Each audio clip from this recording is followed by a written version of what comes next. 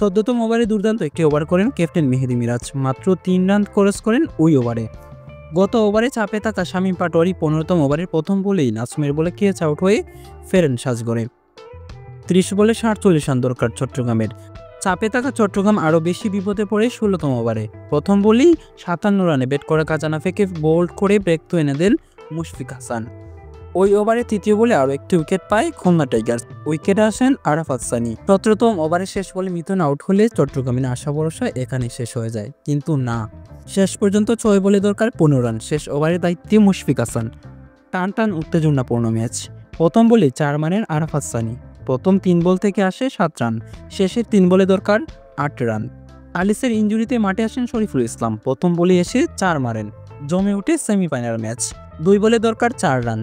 পঞ্চম বলে আউট হন শরীফুল ইসলাম। ১ বলে দরকার ৪ রান।